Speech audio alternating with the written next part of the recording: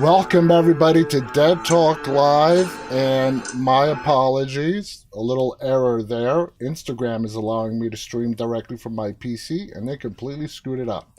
Anyone, welcome everybody to Dead Talk Live. I'm your host, Viz.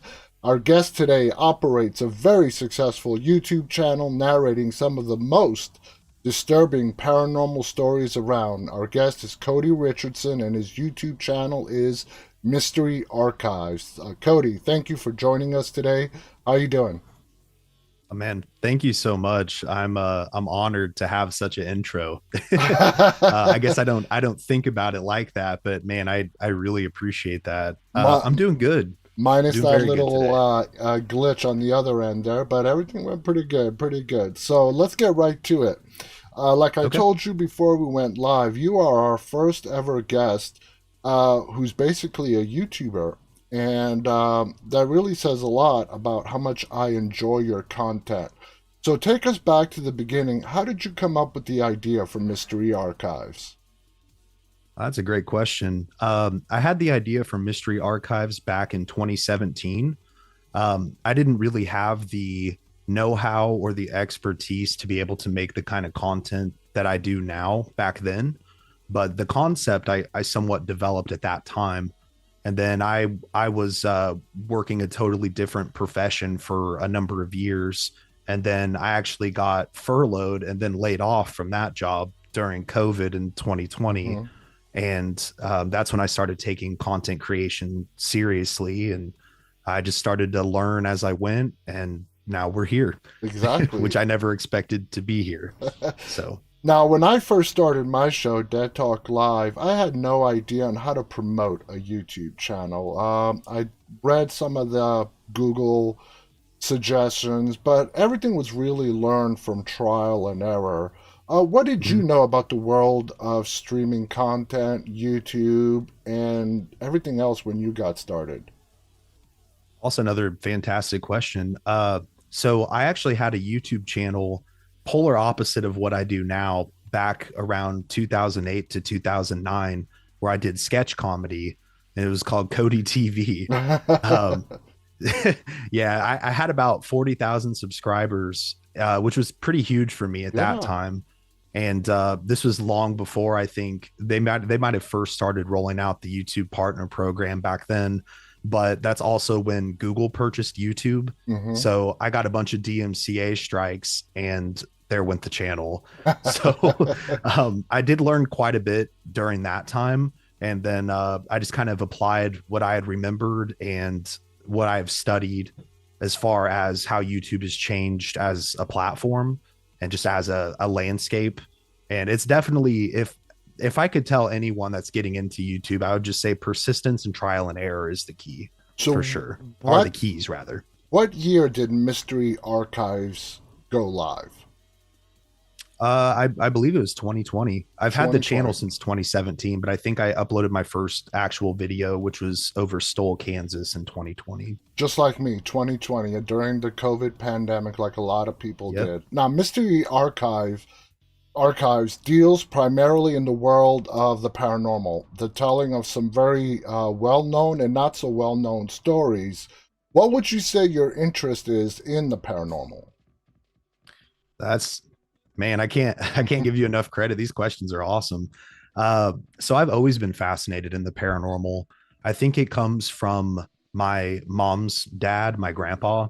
He was very much into that. I used to watch X Files with him growing up, and as I grew up, after he had passed away, I had a few experiences myself that I wasn't able to explain, and basically ever since then, so probably like the age of 6 or 7, it's just always fascinated me. I think it's the ultimate question as far as what happens, when we die. Exactly. So The it just question piques my curiosity. The question, that's why it's so popular on TV and everybody is making a show of it. Now, we got to mention you are approaching 200,000 subscribers, and in 3 years, that is an amazing feat. Congratulations. When did Thank you you so much, start man. seeing that this show was really catching on with audiences? So there's someone that I have that is essentially my YouTube mentor. Mm-hmm. He has about, I want to say like a little over 260,000 subscribers now, but he noticed me back when I had about 5 or 6,000 subscribers and just kind of helped push me to keep going. And I would say I started to notice real growth last November. So really, I was basically working two jobs for about, give or take, 3 years while I was building the channel. And then all of a sudden, one day, my video on Helltown just popped off and it just kind of picked up all the rest of them. And I was both surprised and like relieved because I was like, finally, because you have a vision in your mind of what you want your content to be Yeah. and hope that it resonates with the audience you're trying to build. So to have that be affirmed was incredible. It is incredible, and people don't understand how important it is for YouTube to feature one of your videos. Oh my It's God. so important. It is so important, and that's why I tell, and we tell everybody at the start of our videos, hit the like button because Google's YouTube algorithm puts Yeah, so much emphasis on that thumbs up button, and it really does. once a video gets featured, thousands of people will start watching it. And of course, the algorithm caters to what that person is interested in. And then it's a Exactly. snowball that starts from there. Now, for me, being a fan of the paranormal, what makes me really enjoy your content, of course, a big thing, the voice. You have an amazing voice for telling these stories, but the way the story is told, does that come naturally for you in telling your I stories? think so. I was always big into creative writing in high school, like middle school into high school, a little bit in college. And actually, I'd say probably 95% of all the scripts that have been featured on the channel I've written. Mm-hmm. And with that, sometimes you get stuff wrong. There's only so much information that's available. But other than that, it's just my normal voice. I think I go into a little bit of a presenter mode, Mm-hmm. but yeah, it's just, I mean, I obviously try to put some emphasis and entertainment on the story.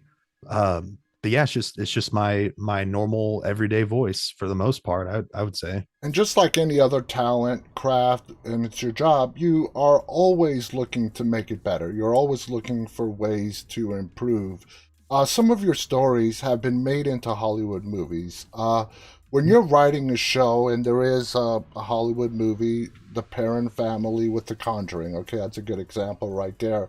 And you're Mhm. writing out that show, do you try to block out, for in this example, The Conjuring movie? So you can stay with the facts and try to keep it with what actually happened and not let the movie influence you. Absolutely. So I really, that's a great example too, because I really like the Conjuring Mm-hmm. film franchise. But as far as compared to, Books, biographies from the people themselves, what other methods do you use in researching? uh, I mean, honestly, it all starts with the suggestion. So if I don't come across the case itself, right, and just take my own personal interest in it, I usually have an audience member leave it in the comments. And then if it Mm-hmm. piques my interest, I just dive into it. But it all starts pretty much with a Google search Yeah. to just kind of get a rough idea of what I'm looking into. Once I can kind of visualize the scope of info that's out there, then I start exploring what all I can, again, to try and piece together the most coherent story that I can. So We I'd say Wikipedia pages, interviews, books, obviously biographies, really important. Um, if I'm having a really tough time, I might reference a podcast or someone else's video, mm-hmm. but I usually don't do that because I don't want to be accused of something like plagiarism. Because Exactly. I put so much work into this, I would never want to steal someone else's work, Exactly. and vice versa. Yeah, yeah. And, when I'm watching your shows and I'm listening to you narrate a story, I go to myself, this is very much like writing a novel. Okay. And you mentioned you Mhm. did creative writing. So is this, storytelling for you the same or not too different than writing a book?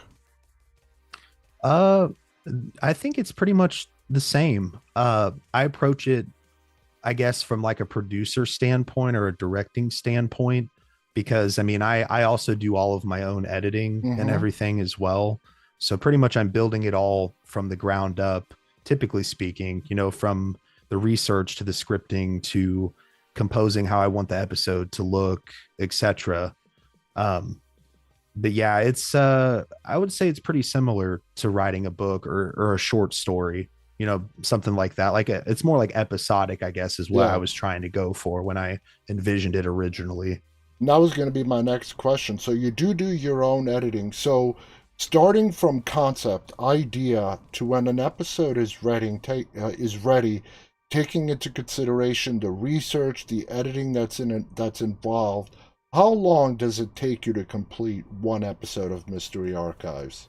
Ooh, man, it varies, but I would say for a solid 45-minute to an hour episode, I usually kind of average between 35 minutes and an hour typically, but it can range either from a week to 2 or 3 weeks, just depending on what I have to actually research in order to create the script to then get everything else in motion.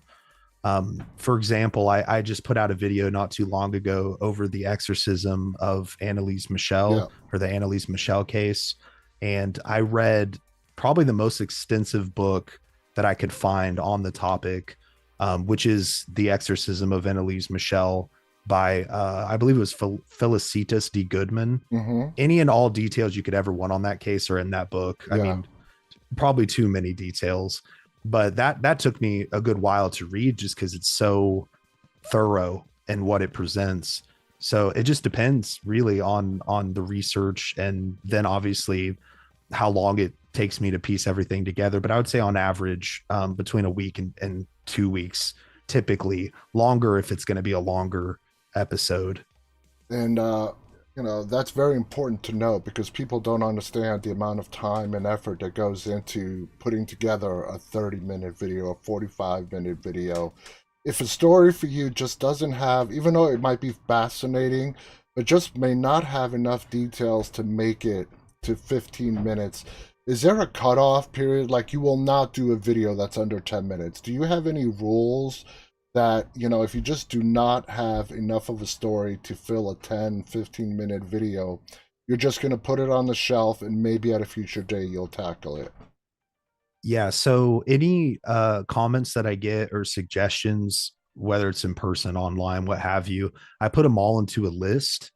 And basically when I have the free time or when I'm ready to make a new video or start looking into a new case, I'll go and pull from the list itself. Yeah, But yeah, I'm trying to figure out a way where I can maybe do some shorter stories. They just don't tend to do as well. exactly. People seem like they want the longer stories, and unfortunately, being a one-man show, it takes time to produce that stuff. So And it the is a dem- bit of a catch 22. and you've come up with a brilliant idea because the demand for new content is so great from the viewers. You have come up with idea to combine episodes, and you've come up with your marathons. And looking at Yep. the viewership on those marathon episodes, they do very well. I've seen a couple of your marathons as well, because I don't know if somewhere in there's a story that I may not have seen. So, Mhm. and I find myself, enjoying the stories that I have seen already, maybe catching a new story. Are you personally happy with how your marathon episodes are doing? Yeah, I'm really happy with how they've turned out. Initially, I didn't actually put it up for some kind of a viewership grab or anything like that. I put it up to try and expand my reach on the platform so that, because like, for example, I'm one of those people when I go to sleep, I usually listen to a documentary Mm-hmm. or watch a marathon of episodes of something. So I just kind of put myself in the viewer's shoes and was like, maybe if I do some compilations, because I have enough content now, compilations of marathon episodes, maybe someone who is the same as me will find it and resonate with it. Mm-hmm. And it seems like that's been the case. I've done a few marathons here and there, and some of my main core audience is like, well, we've already seen this 100 times or what have you. And it's like, well, I just want you guys to understand it's because I'm trying to reach new people, Yeah, and I'm working hard to get you guys the newer content instead of just giving you rehashed content all the time. exactly. It's all about trying to make everybody happy as best as you can. Having done so many cases now, have you ever thought about reaching out to people that were involved and maybe bringing them on your show, interview them, kind of like what we're doing now, and talking to Yeah. some of them and getting their perspective? So I absolutely have. So I have, and just in my own comment sections over the last, I want to say, year or so, I did speak with Andrea Pirone a little bit. Um, Nice. I feel like there's a few others that are just my memory is not serving me right now. But my most recent video actually about the Bill Vale case, Bill has been amazing because he hopped into my comments and he's been coming back. It's been up 8 days now. Yeah, He's been in the comments all 8 days answering pretty much everyone's questions. And he hasn't done a podcast or an interview, I want to say in a long time. He said he would never do another one. And I think he told me he was starting to reconsider that. And I would love to host him or anyone else whose stories I've covered. So that way they can add any and all details people want to know and clarify on certain things and correct me for getting stuff wrong because yeah, sometimes there's misinformation out there. exactly. I'm all for just telling the most accurate story possible. So I'm Exactly. definitely open to it. And you definitely want to get to the source because that is as best as they come. And I believe in that story, that's the house that was made into a documentary called Demon House, if I'm not mistaken. I might be mistaken that way. The Bill Vale case. Yeah, wasn't it? Was that in Gary, I Indiana? think what you're thinking of, because you're thinking of the Zach Bagans Yeah, documentary, yeah, right? For yeah. Demon House. So that was actually the Amon's family case. Uh, But I did recently do that as well in the last like month or so. yeah, yeah. I've seen that as well. Now, basically, YouTube is really grabbing onto this theme of storytelling. And you've been in it for years now. When you see other channels doing what you do, how do you feel about that? Do you view them as competition? Are you happy? You don't view them as competition. You feel as this genre of storytelling is growing in popularity amongst fans. How do you see it? Again, man, another awesome question. So I think that YouTube and just what I would consider the high strangeness paranormal community, I think it's big enough for everyone. Mm-hmm. I'm not one of those people that views other channels, bigger or smaller, as competition, because I know that they're not going to be able to reproduce the vision I have and vice versa. And I think there's enough people, enough space, and just enough room, really, and demand to where everyone can kind of have their own piece of the pie. And yeah, I think really the more the merrier in terms of studying these Mm-hmm. kinds of subjects, because then we're going to learn more and what have you. I Yeah, just all around think it's an awesome thing that's happening with how many people are I coming agree. out and telling their own stories and covering other stories. It just boosts the reach for the cases, and maybe we'll learn stuff that we didn't know before. Exactly. And I love listening to other people do it as well and seeing their style, how they approach it, how they tell the story. I think it's fascinating. Kody, I want to thank you so much. I can't believe what we've been on for 22 minutes. The time has just flown by. Thank you so much for joining us. Everybody, please go and check out Kody's YouTube channel. It's called Mystery Archives. Especially if you're a fan or you're fascinated with the world of the paranormal, he's got stories that are very popular, stories that you may never have heard of, and he breaks down the details, gets into these stories, and gives you all the facts, and he does it as best as he can in a chronological order, which is very, very important. I want to thank our viewers, those of you who are going to tune in and watch us. Again, I want to thank Kody Richardson. The YouTube channel, again, is called Mystery Archives. On behalf of Kody and And myself, mhm. stay safe and stay walking. Thank you, Kody. Thank you so much for having me. It's been an absolute pleasure. I My, really appreciate it, my man. pleasure. Bye, everybody.